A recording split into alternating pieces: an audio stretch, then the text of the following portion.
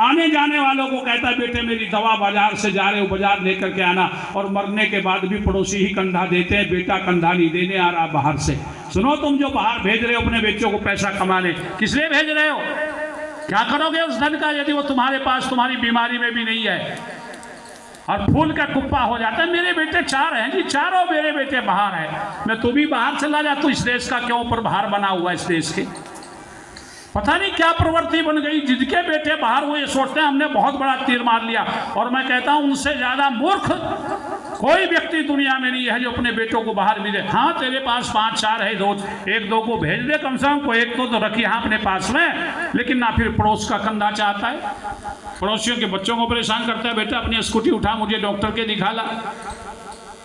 क्या शिक्षा है ये? क्या यही संस्कृति थी हमारी?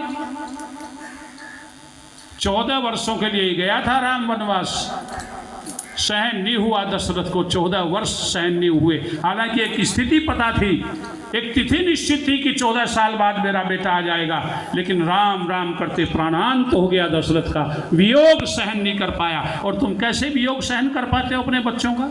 और फिर कहते हो हम तो राम के वंशज हैं। राम को पता लगा जब भरत गया मिलने के लिए, उसने कहा महाराज कैसे हैं? तो कि महाराज तो चल बसे स्वर्गवासी हो गए।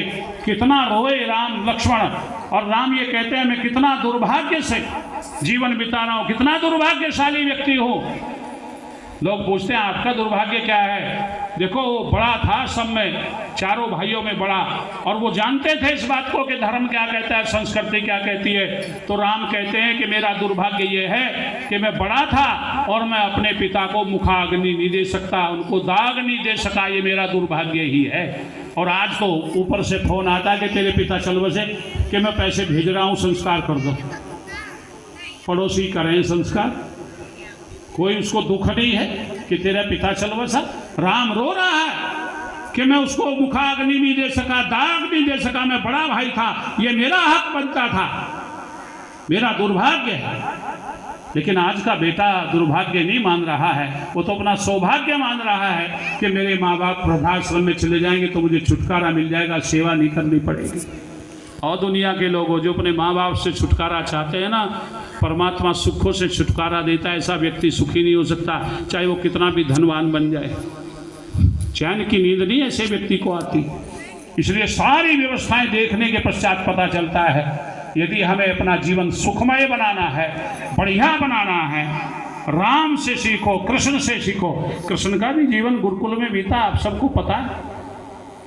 गुरु के चरणों में बैठ करके विद्या प्राप्त की है। ऐसा कौन सा महापुरुष हुआ है पहला जो गुरुकुलों में जाकर के शिक्षा प्राप्त ना की हो? और गुरुकुलों की पद्धति क्या थी? आज के जो विद्यालय हैं, कॉलेजेज हैं, यूनिवर्सिटीज हैं, उनमें आप लोग देखें धनवान का बेटा है गाड़ी से जा रहा है, कुछ थोड़ा कम है तो अपनी छोटी गाड़ी ले रहा है, कुछ मोटरसाइकिल से जा रहे हैं, कोई बस से जा रहा है। लेकिन गुरुकुलों की परंपरा एक थी कि वहाँ यही नहीं पता लगता था ये बच्चा किसका है, ये राजा का है या फकीर का है। सबकी वेशभूषा एक होती थी, खान पान एक होता था, रहन सहन कमरे सबके एक होते थे। हम तो रहे 350 विद्यार्थी पढ़ा करते थे उस समय जब हम गुरुकुल में थे। किसी को किसी का ये पता नहीं था ये किस बिरादरी का है और कैसे घर का है। ये होती है परंपरा, ये होती है सम्मान की भावना। आज तो दूर से दिखाई देता है। सारी शिक्षा बेच दी गई और जहाँ शिक्षा बिकती हो वहाँ स्थितियाँ विपरीत होती चली जाती हैं। फिर व्यक्ति जो सीख रहा है वो भी अच्छा। मैं एक उदाहरण दे रहा हूँ, प्रधान जी बैठे यहाँ, बुरा नहीं मानना आप लोग, और मानोगे मेरा क्या कर लोगे भाई? जिसकी उतर की लोई उसका क्या करेगा कोई? यहाँ तो पहले ही लोई उतारे बैठे। प्रधान बनाते हो गाँव का, ध्यान से सुनना कान खोल के, और फिर बनाते भी हो और उसकी खाते भी हो और उससे पैसे भी लेते हो, शराब भी पीते हो, पता नहीं क्या क्या करते हो, और फिर आशा करते हो मेरी सड़क भी बनवा देगा। क्यों बनवावेगा वो? जब उसने कई लाख रुपए अपने प्रधानी में खर्च कर दिए, फिर क्या लगता है वो तुम्हारा? क्या करते हो तुम उसके? उन्हें तो पैसा दे करके आपसे वोट खरीदी है, क्यों करेगा वो तुम्हारा कुछ?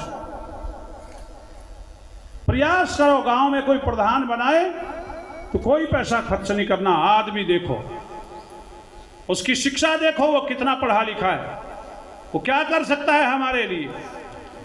लेकिन पहले उसका खाते भी हो, फिर सोचते भी हो कुछ कर देगा। वो क्या करेगा? जिसने करोड़ों रुपए खर्च कर दिए हो तो फिर कमाने में लगेगा, फिर तुम्हारी सड़क थोड़ा ही बनवाएगा वो। यही हाल इस देश का हो रहा है। हम लोग ये सोचते हैं इस देश ने हमारे लिए किया क्या है, हमारा ये सोच नहीं होती कि हमने इस देश के लिए क्या किया है। ये हमारी चर्चा नहीं। बहुत दिनों पहले बात थी, आज तो वो गवर्नर हैं, लेकिन पहले गवर्नर नहीं थे, प्रधानाचार्य थे, डॉक्टर देवव्रत जी, हाँ कुरुक्षेत्र वाले, उस समय प्रधानाचार्य थे। मेरे छोटे भाई थे चचा जाद, मैं उसका एडमिशन कराने के लिए चला गया और वो वहाँ उपस्थित थे। मैं उनसे मिला, बैठा, उन्होंने कहा खीर बनी हुई है, वहीं बनी थी उनके निवास पर ही, उनकी देवी जी ने बनाई और खीर बनी, शास्त्री जी भोजन करके तब बातें करेंगे। मैंने कहा चलो तब कर लेंगे। हमने खीर खाई आराम से। मैंने कहा आज खीर किस उपलक्ष्य में बनाई? कि कुछ लोग आए थे बाहर से और वो मेरी मेहमानदारी में थे, आज मेरे यहाँ मेहमान थे, मैंने उनके लिए खीर बनाई थी। और वहाँ 2-4 व्यक्ति और भी बैठे थे, उन्होंने जो बात सुनाई कमाल की बात थी। छोटे छोटे देश हैं आपके पास में और कितनी देशभक्ति भरी पड़ी है, आज हमारे अंदर वो खत्म हो गई। पहले हमारे यहाँ देशभक्ति थी, आज नहीं रही। वो बता रहे थे कि जो लोग हमारे पास आए थे, मैंने उनसे बातें की हैं और जो उन्होंने हमें उत्तर दिया हम तो सन्न रह गए सुन करके। मैंने पूछा ऐसी कौन सी बातें हुई आपके उनके बीच में? हमने पूछा कि आप सरकारी नौकर हैं, कितने घंटे ड्यूटी करते हैं? तो उन्होंने बताया 8 घंटे की ड्यूटी होती है, सरकार जिसकी तनख्वाह हमें देती है। तो फिर डॉक्टर देवव्रत ने पूछा इससे ज़्यादा नहीं करते कभी? कि नहीं, सबका नियम है, जितने यहाँ बैठे हैं 1-1.5 घंटा ऊपर करके आते हैं, 9 घंटे या 9.5 घंटे ड्यूटी देते हैं। डॉक्टर देवव्रत पूछते हैं कि फिर ये बताओ कि तुम्हें वो जो 1.5 घंटा तुम अवर करके आते हो, क्या उसकी अलग से कोई तनख्वाह मिलती है, पैसा मिलता है? उसने कहा नहीं, कोई पैसा नहीं मिलता। फिर क्यों करते हो? उसने कहा देश के लिए हम करें, हम 1.5 घंटा देश के लिए देते हैं, 8 घंटे तो अपने लिए देते हैं। देश के लिए देते हैं 1.5 घंटा, 8 घंटे के तो हमें देश पैसे दे रहा है, लेकिन हम क्या कर पा रहे हैं देश के लिए? और यहाँ क्या हो रहा है? यहाँ 8 घंटे की ड्यूटी भी बामुश्किल 2 घंटे दे के जाता है व्यक्ति, साथी को कह जाता है मैं जा रहा हूँ, आज मुझे काम है। वो देश आगे बढ़ेंगे, ये देश तरक्की करेगा। एक घटना और बताइए, हमने पूछा उनके यहाँ हड़ताल होती है कि हाँ होती है? डॉक्टर देवव्रत ने पूछा हमारे यहाँ हड़ताल बड़ी गजब की होती है, क्या आपके यहाँ भी होती है? कि हाँ होती है हड़तालें हमारे यहाँ भी। तो उन्होंने पूछा आपके यहाँ कैसे होती है? कि हमारे यहाँ तो ताला लगाते थे फैक्ट्री को और बाहर बैठ जाते हैं, ना अंदर जाने देते, ना बाहर, ना कोई मशीन चलती। उसने कहा ये गड़बड़ है, हमारे यहाँ ये हड़ताल नहीं होती। उन्होंने एक उदाहरण दिया, मान लीजिए जूते की फैक्ट्री है, उसमें हड़ताल हो रही है, तो हम एक पैर का जूता निकालते हैं, दूसरे का बंद कर देते हैं। बाजार में कैसे खरीदे उसे कोई? और जब वो मान्यता हमारी हो जाती है, मान ली जाती है बातें, तब दूसरे पैर का बनाना शुरू कर देते हैं, फैक्ट्री बंद नहीं करते। हमारे यहाँ ताले भीड़ के बैठ जाएं। ये शिक्षा यदि यहीं से गई है, वो भी हम देश के लिए क्या कर रहे हैं, हम देश के लिए क्या करना चाहते हैं। खड़ंजा लगवाया प्रधान ने और ईंट पाड़ का बुग्गी में ईंट लगा ली पच्छे ने, थोड़े दिन में वो भी पटपटा के बराबर हो लिया। कोई देश की चिंता नहीं, तुम सारे देशभक्त बने बैठे रहो, इससे कोई लाभ नहीं होने वाला। हमें एक व्यक्ति मिला, मैं नाम तो लेना नहीं चाहूँगा, बहुत पहली बात, आज से 20 वर्ष पहली बात है। प्रयास कर रहे थे, उन्होंने अपनी एक पार्टी बनाई थी अलग से, और वो मेरे यहाँ रात्रि में ठहरे 10-15 आदमी। उन्होंने हमें बताया शास्त्री जी हम तो आपको अपनी पार्टी में शामिल करने आए हैं।